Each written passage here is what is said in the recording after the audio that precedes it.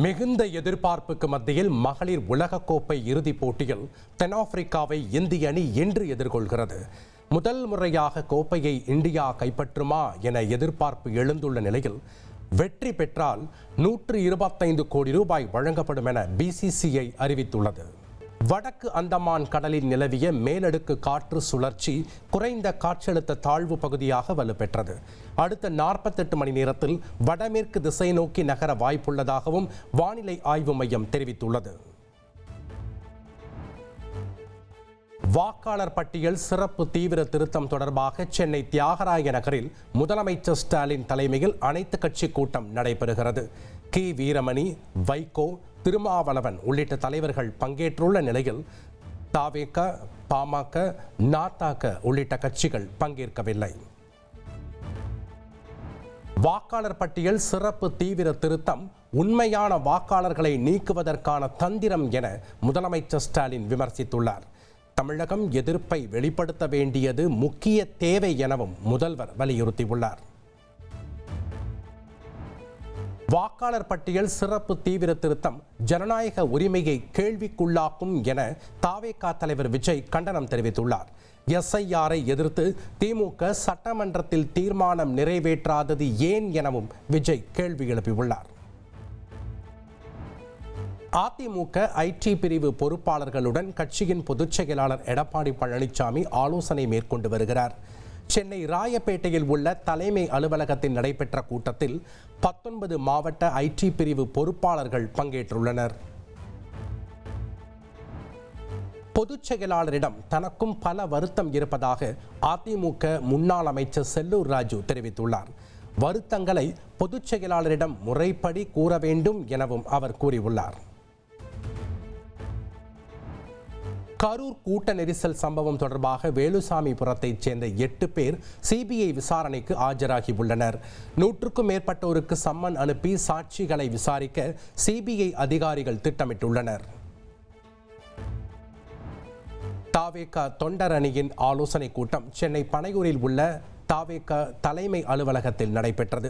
விஜய் பிரச்சாரத்தின் போது பாதுகாப்பு பணிக்காக தொண்டர் அணி உருவாக்கப்பட்டுள்ள நிலையில் ஆனந்த் தலைமையில் ஆலோசனை மேற்கொண்டனர்.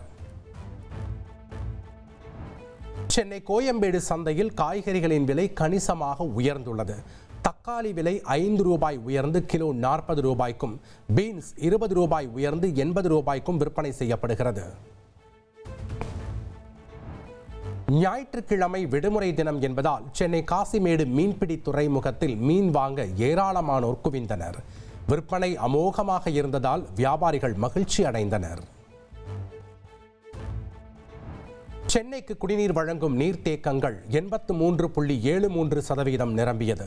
செம்பரம்பாக்கம் 83%, பூண்டியில் 83% மற்றும் சோழவரத்தில் 73% நீர் இருப்பு உள்ளதாக தெரிவிக்கப்பட்டுள்ளது.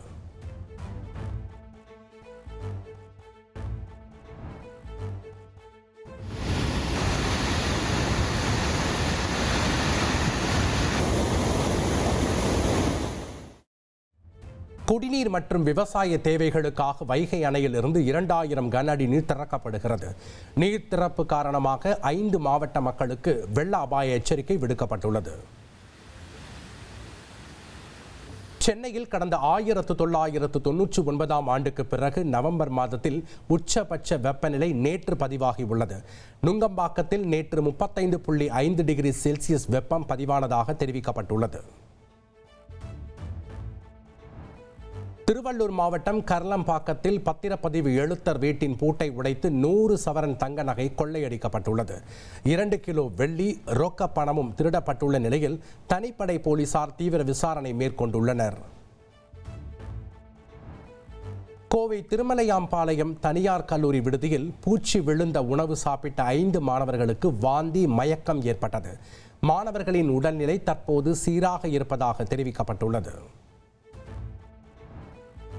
சபரிமலைக்கு செல்லும் பக்தர்களுக்காக சென்னை சென்ட்ரல், எழும்பூரிலிருந்து கேரள மாநிலம் கொல்லத்திற்கு சிறப்பு ரயில்கள் இயக்கப்பட உள்ளன. 5 வாராந்திர சிறப்பு ரயில்கள் இயக்கப்படும் நிலையில் வரும் செவ்வாய்க்கிழமை முன்பதிவு தொடங்கும் என அறிவிக்கப்பட்டுள்ளது. கேரளாவில் லட்சத்தீவை சேர்ந்த ஒருவருக்கு மூளை காய்ச்சல் உறுதி செய்யப்பட்டுள்ளது. கொச்சியில் உள்ள ஒரு தனியார் மருத்துவமனையில் சிகிச்சைக்காக அனுமதிக்கப்பட்டுள்ளனர்.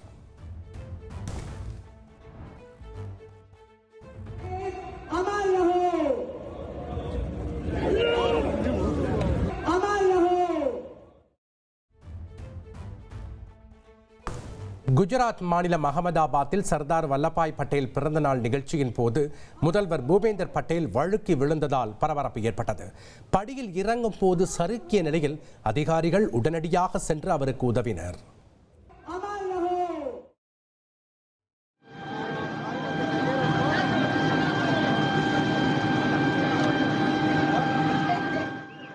மெக்சிகோ நாட்டின் ஹெர்மோசிலோ பகுதியில் உள்ள சூப்பர் மார்க்கெட்டில் ஏற்பட்ட வெடி விபத்தில் 23 பேர் உயிரிழந்தனர். மேலும் பலர் படுகாயமடைந்த நிலையில் வெடி விபத்துக்கான காரணம் குறித்து தீவிர விசாரணை நடைபெற்று வருகின்றது. இங்கிலாந்தின் ஹண்டிங்டன் நகரில் ரயிலில் பயணிகளை கத்தியால் குத்திய நபர்களால் பரபரப்பு ஏற்பட்டது. 10 பேர் படுகாயங்களுடன் மருத்துவமனையில் அனுமதிக்கப்பட்டுள்ள நிலையில் 2 பேரை கைது செய்து போலீசார் விசாரணை நடத்தி வருகின்றனர். பாலிவுட் நடிகர் ஷாருக் கானின் 60வது பிறந்த நாள். ஆட்டம் பாட்டத்துடன் ரசிகர்கள் உற்சாக கொண்டாட்டம். இந்தியா ஆஸ்திரேலியா இடையேயான 3வது T20 போட்டி இன்னும் சற்று நேரத்தில் தொடங்க உள்ளது. முதல் போட்டி மழையால் ரத்து. 2வது போட்டியில் ஆஸ்திரேலியா வெற்றி பெற்ற நிலையில் 3வது போட்டியில் வெற்றி பெற வேண்டிய கட்டாயத்தில் இந்தியா களமிறங்குகிறது. நியூசிலாந்து கிரிக்கெட் வீரர் கேன் வில்லியம்சன் சர்வதேச T20 போட்டிகளில் இருந்து ஓய்வு பெறுவதாக அறிவித்துள்ளார். 93 சர்வதேச T20 போட்டிகளில் விளையாடி உள்ள வில்லியம்சன் 2575 ரன்களை குவித்துள்ளார்.